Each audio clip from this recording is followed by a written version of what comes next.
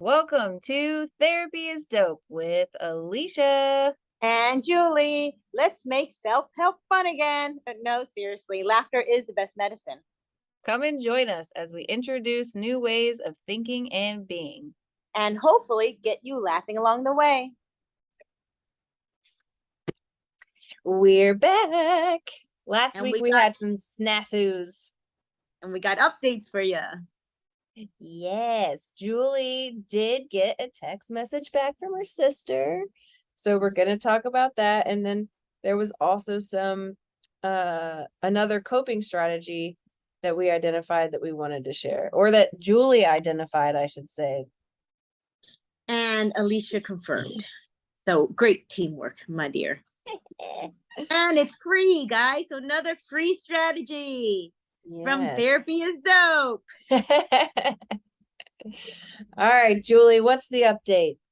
So the update was I ended up texting her and asking her if oh, that was in the last episode. So I did text her and we're waiting for a response. Yeah. I think about 10 hours later, she responded with a very sweet text. She was like, hey, I just needed time to, break down your other text.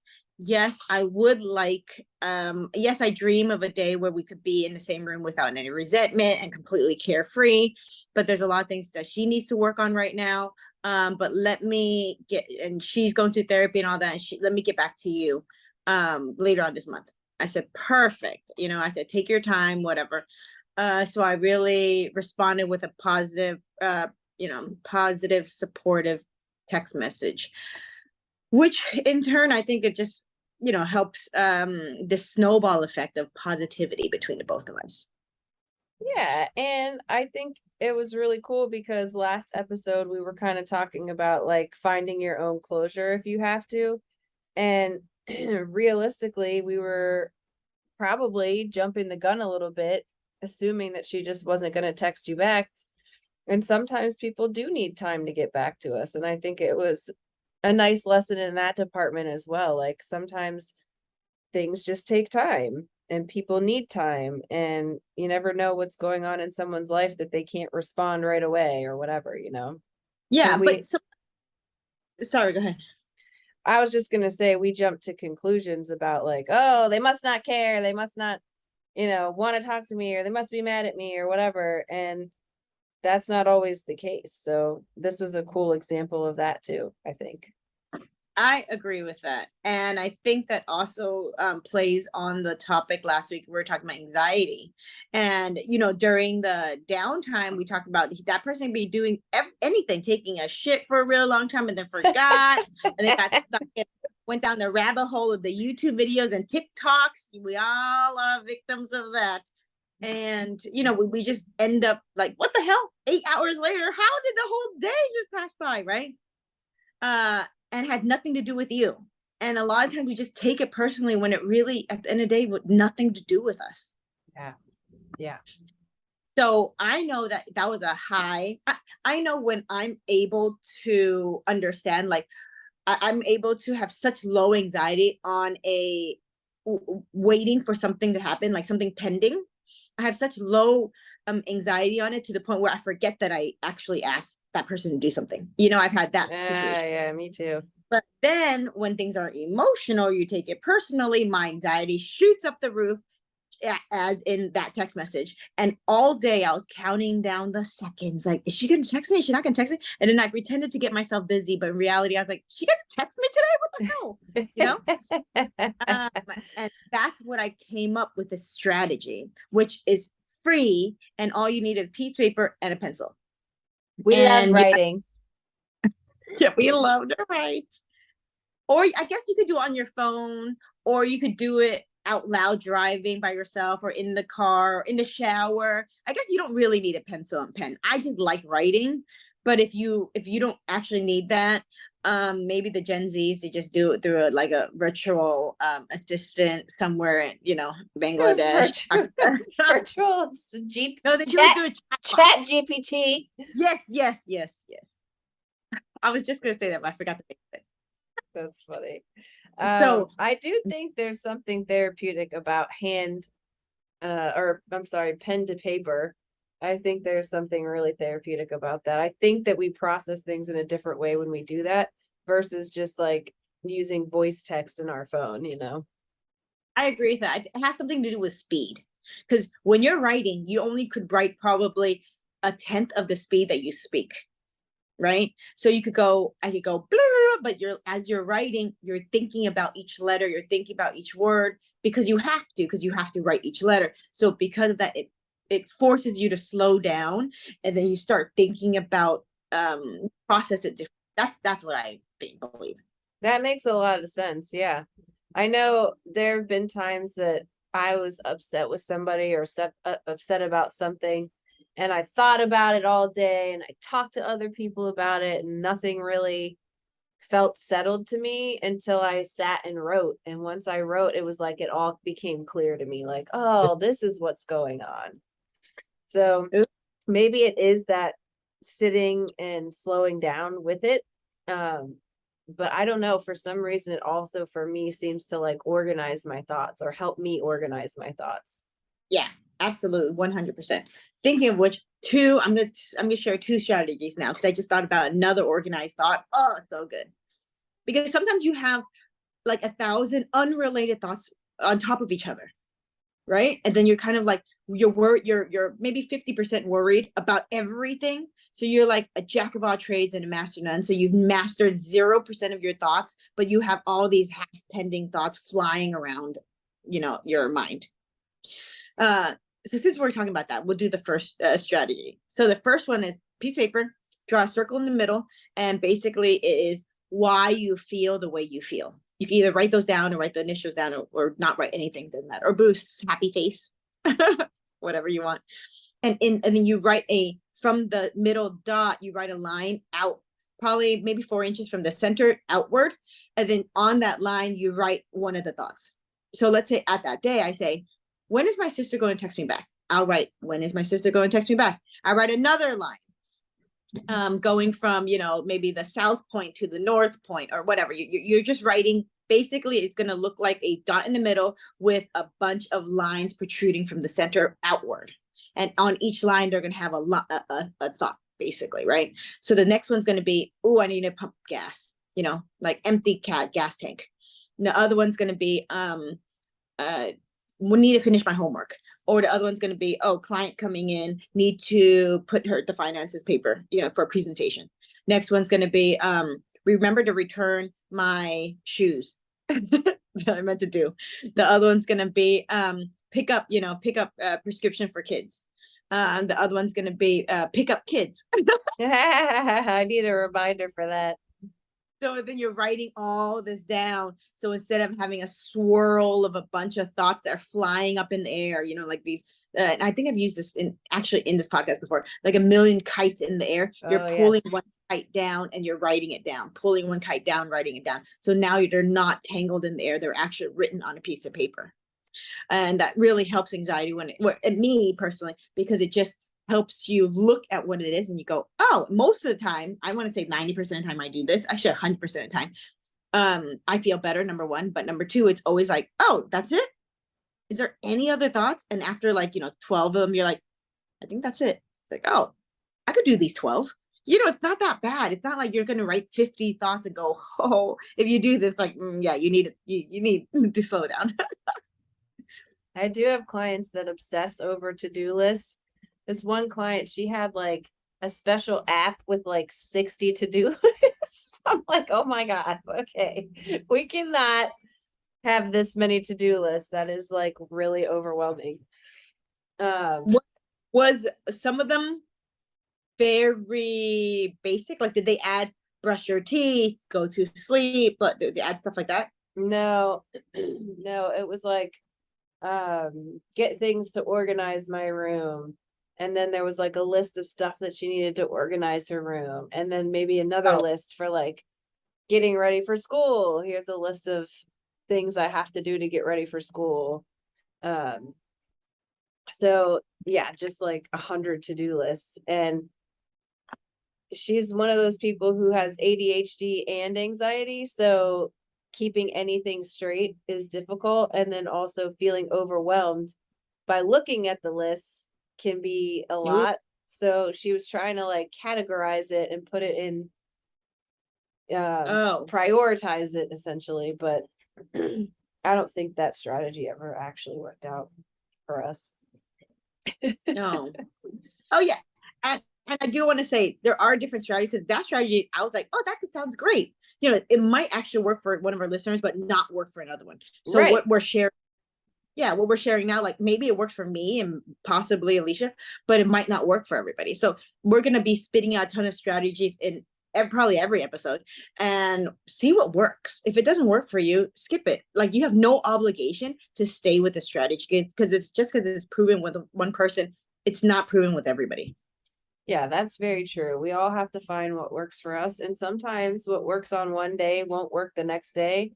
And that's both frustrating and good because then we could try it again a different day. But then it's also frustrating because we're like, oh no, nothing works, Yeah, yeah, yeah.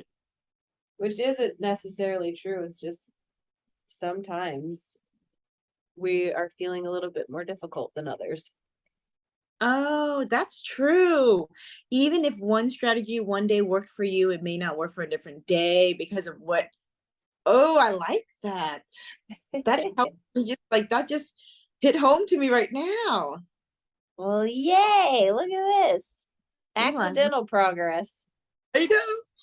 Uh, That's what brought me to my second strategy is accidental progress because really I over the years, you know, you and I like we just read case studies after case study or like author or motivation speaker and hear a little you know, like audio here, a TED talk here, whatever. So this strategy kind of came up and I was thinking, okay, well, and this is specific to my sister. I was like, oh, I feel so anxious. Like I want her to reply. I don't know what to do during this time. And I want to be productive and I don't want to be in a bad mood. So I don't want to like show up to work in a bad mood or show up to my parents' house bad mood or anywhere, right? So it's like, because they don't deserve me bringing in this energy. So I was like, how do I clear this energy? So I was thinking, why don't I do extremes? Because when our inner child, when we're like throwing a tantrum and we're like, oh my God, nothing's going my way, it's always extremes, right? So I said, okay, why don't I just articulate what the extremes are and maybe I could find a happy medium. So I went to, you know, basically the heaven and hell of the situation of my sister. So like the quote unquote heaven would be, you know, like when just think, and in your situation, anybody's situation, think of like, you know, rainbows and butterflies, and if every star in the planet lined up just for you, what would that sound like? Woo! And and then on the hell part, you know, like if ever like it's just the worst day of your life, and then the knife gets twisted, you know, that last like really.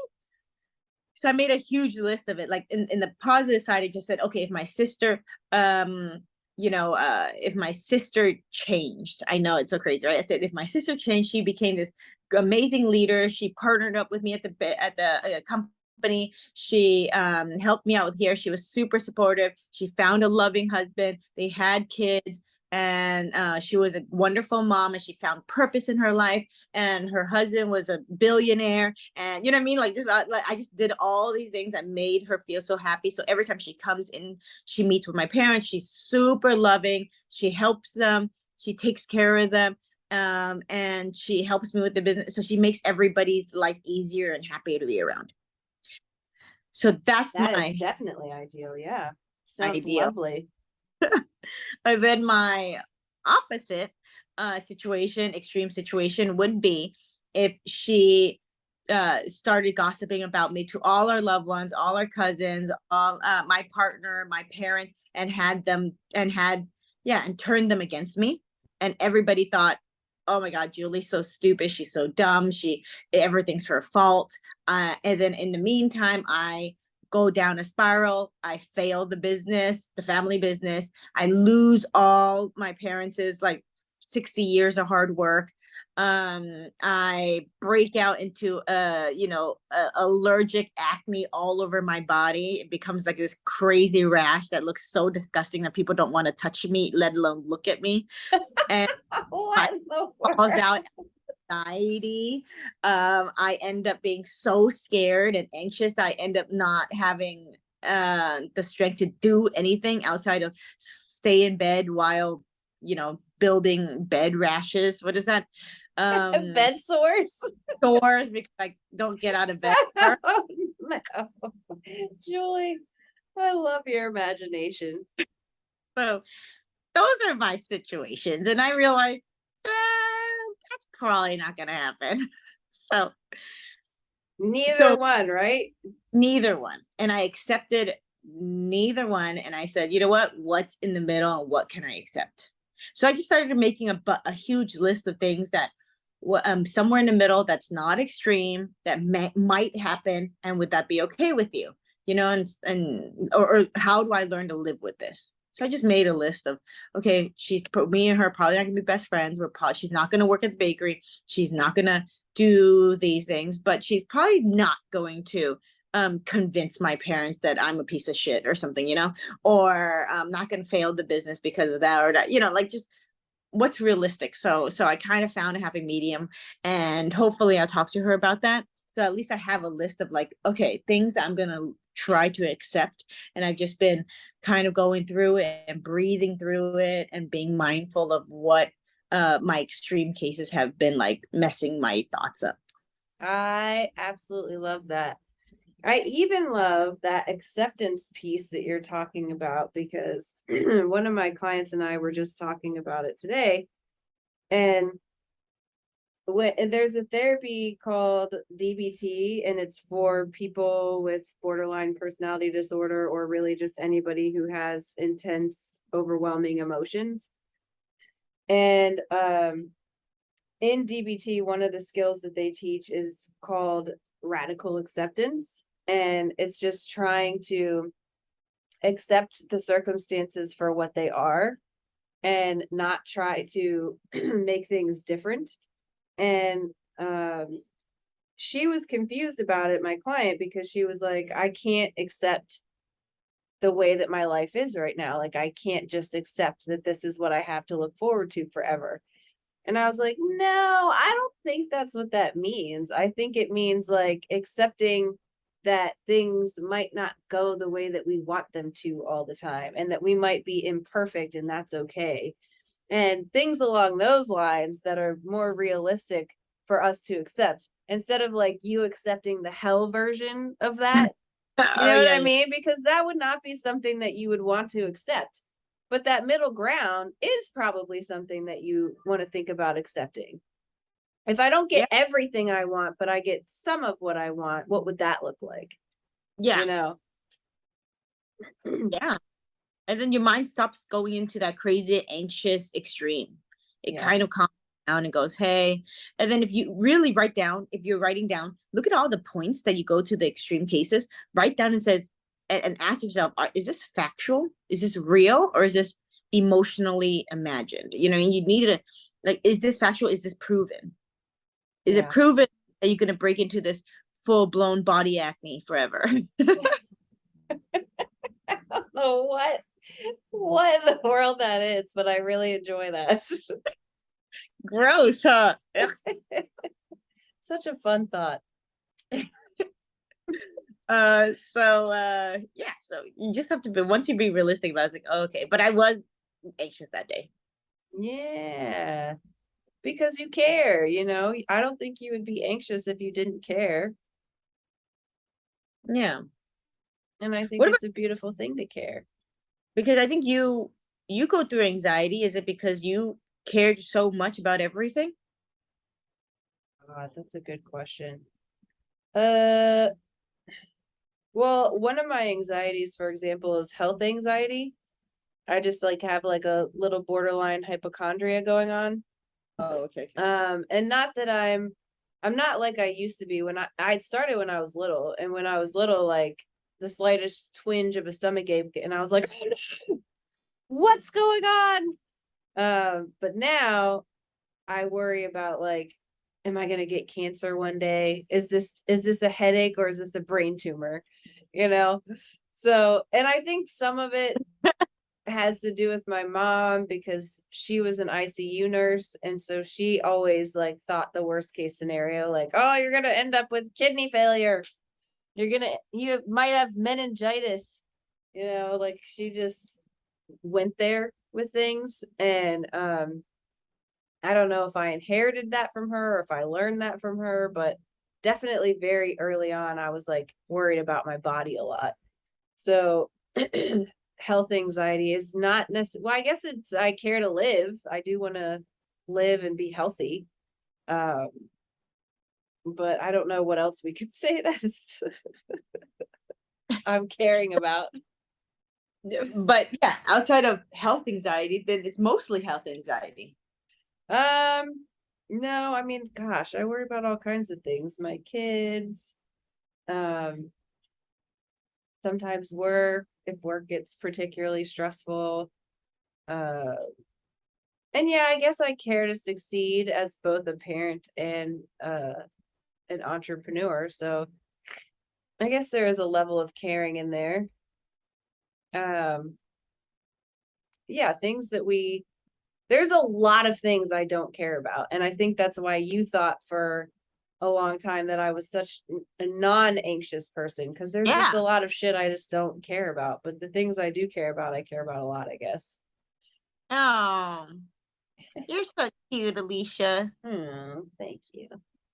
But also anxiety is just this like unconscious message that something bad's gonna happen.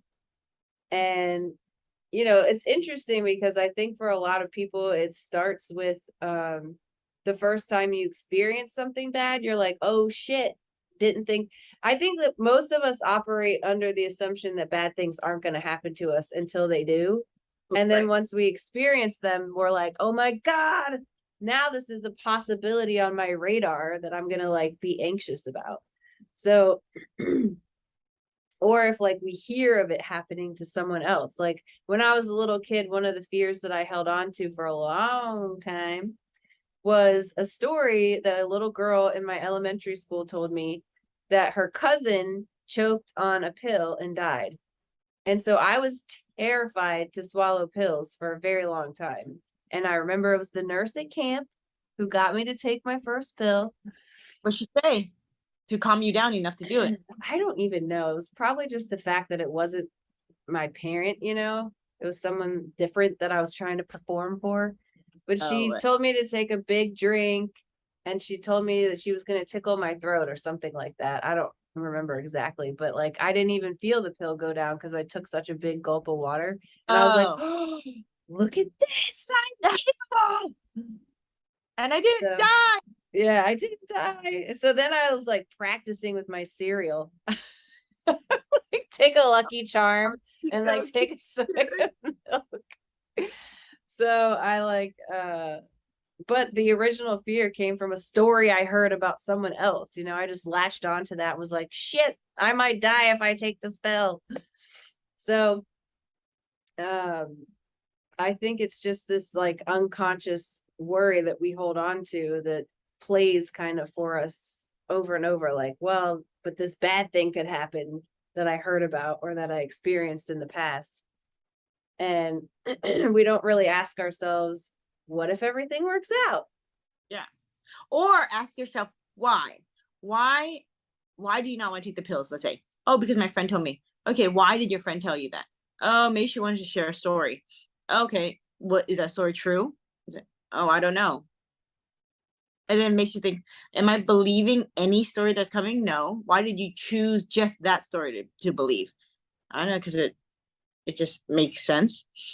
What part of it makes sense? And if you keep just asking all these questions about it, then you go, yeah, this doesn't make any sense at all, or whatever. I think it might help you. But I also think that a little bit of anxiety is healthy for you. Because could you imagine if you had no anxiety in your life, then wouldn't you be not motivated to really not do anything? uh yes, they do say that there is helpful anxiety that does help us be motivated. So there's a such thing as good stress for sure. I think it just there's a line, where Yeah. it's no longer helpful.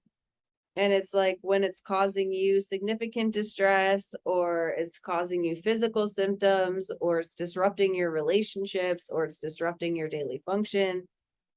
And when it gets to that point, then it's just too far. And there's usually a pattern with people. And if you're going to have mental health issues, it usually shows up as anxiety when you're a little kid. And then around middle school, high school, you might see some depression start to creep in. And Mm. then usually college is when we have like our real, like, first super low point. Um, and that's kind of the mental health pattern developmentally. It's rare that you see little kids that are depressed. It's mostly little kids anxious. Oh. Yeah. Oh, so can you say that people that are depressed are most likely anxious as well? Uh, I think if you're a highly anxious person, you've probably experienced some depression, because what happens a lot of times is your body gets tired of being at 10 all the time and it just can't physically sustain that. So depression kind of swoops in to say, you know what, I just don't give a shit about anything. It's like the Uh, other extreme of anxiety. Like, I can't care at all anymore. So uh, it's like the relief for anxiety. uh, I put relief in quotes. oh, I didn't know that. That's Yeah. really interesting. So, if that totally makes sense because I remember when I was depressed, I was anxious, but I don't know if I was depressed and anxious at the same time. Like I think it went from like it went there was no middle ground. It was like, I'm so sad I have no motivation and no motivation to get out of bed. And then it was like, oh my God, if I don't get out of bed, then oh my God, I'm just going to, my life is gonna, go like it's gonna pass right by me and I'm gonna be nothing. Yes, And then, exactly. oh, fuck, I'm so tired of being everything. I want to be nothing. And then, oh my God, I'm nothing, Yes, that's pretty much how it goes. And it sucks too that it's like such extremes. And Yeah. some people never experience that status quo. Some people are always stuck in one or the other. It sucks. Really? Yeah, I have clients So, like that. so with therapy or medication, the goal is just to find that middle ground. Yeah, absolutely. There's so many people that even like, it's funny when people get medicated a lot of times, as a professional, you ask like, "Oh, how's the medication going?" They're like, "I don't know. I don't know what normal feels like. What am I supposed to feel like?" Oh, true. What if you've been depressed or anxious for so long you don't know what not feeling that feels like? Yeah, that's how it goes. I have one client that I'm thinking of in particular, and she is pretty much either anxious or depressed all the time. And she hardly, I don't know that she's ever experienced a day where she just feels like normal, like just like, this is fine, this is life. Mm-hmm. Mm-hmm. Um, and that's just how she's always felt. And she's tried all the medications and she gets some relief from some things, but for the most part, she oscillates between those two. Wow. Yeah. And maybe has she tried different types of medication or she tried different breathing exercise? She just tried a bunch of stuff. Yeah, I think the thing that's been the most helpful to her was TMS, Ooh. transcranial magnetic stimulation. And I've seen a lot of clients have a lot of success with TMS. I think it's an amazing treatment, and I hope that it just gets cheaper and cheaper to do. Is it expensive right now? Like how much is it? It doesn't sound like it would be expensive because generally insurance will cover it and all you have to pay is your copay, but you Okay. go every day for like 6 weeks. So you're paying $30 a day for 6 weeks, and that gets a little pricey. It ends up costing people usually around like $1,000 Damn. Every day? Why do you have to pay? because that's how the treatment goes. So we know that everything that happens in the brain is electric. And so sometimes the theory for TMS is that sometimes one part of the brain is not able to fully communicate with the other part of the brain. So they're doing electrical stimulation to try to help encourage communication Oh. in the brain, and maybe even like wake up some other parts that haven't been functioning as well. So it's very effective for most people and it does really well, but you have to do it daily for 6 weeks, and usually you don't feel the change until around week 4 or 5. So really it's like towards the end that you really start to feel the change. And that's just kind of how it works. So okay, so you're spending this money. So people that may not make it to week 4 or 5, because they're like, okay, it's been 2 weeks already. I feel the same thing. This shit doesn't work. Is it just like one of those things where you're going to a gym or you're on a diet and you're like, oh my God, I'm starving to death and the scale hasn't changed at all? What the hell? So it's one of those things that, okay, you just have to go through it and you'll see it at the end of it. Because Yeah. that's what actually he said too. Before, when she was heavy and she started working out, she said she worked out every single day and she didn't see a pound get off the scale for like until like month 8 or something. And Whoa. she Who was said gonna that? Snooki, The the Jersey Jersey Shore? Shore. Yeah, Oh, okay. he said it was, or some long period of time, like month 6, month 8, whatever it was. Then after that, once she said once her body recognized, oh, this is the way I'm gonna eat, this is the way I'm gonna, but bam, she like lost a ton of weight and she kept it off. And she realized this is the life I want to live. I don't want to live like that anymore, or whatever, right? So then, but she kept at it. So I think the key is just to keep at it, whether or not it's this or meditation or any of the free strategies we gave you. Just keep it up. It may not work, and it even goes to like people that go to I just read this recently. It's like there was a matchmaker and she was writing a article and Mm. she said don't, if you have a shitty first date, don't make up your mind yet. Keep going on that date if he wants to go, if he's willing to continue, try it. Maybe date 5 might change. But after date 5, you're good. But anyways, but if you tried, because you don't consider other things, like what if that day that guy got in a car accident or something, that and then wrecked his car, his most cherished car, and he's all pissed off or whatever, and he's super late for something. Um, and then or if he I don't know, if he had bad news about his family or his friends or something like that, and he goes into a date and he's not even there. So you go, do this guy even care about me? Does he even care? But he might. You just don't know all that, and it might be too early to. It might be too early to really decide. I mean, yeah, to make a decision yet. 5 dates seems like a lot to me, though. My rule of thumb was 3. Oh, really? I Okay. give you 3 dates, and if you can't Yeah, 3. sway me in 3 dates, I can't waste any more of my time. Yeah, you're right. I mean, everybody's different, but like my sister has an issue with that. My younger sister, she gives guys way too many chances. And I'm like, why are you wasting your time? You already know you don't like this dude. Oh, how many dates did she give? I don't know what her rule is now, but that's how she was before. I'd have to ask her what her new, if she has a new rule. We'll keep you updated, guys. Next time I'll let you know. Yeah. How's she But doing? what do you mean, dating? Yeah, dating wise, has she improved Uh, the more dates, or I how? don't I don't think she's doing so hot. I think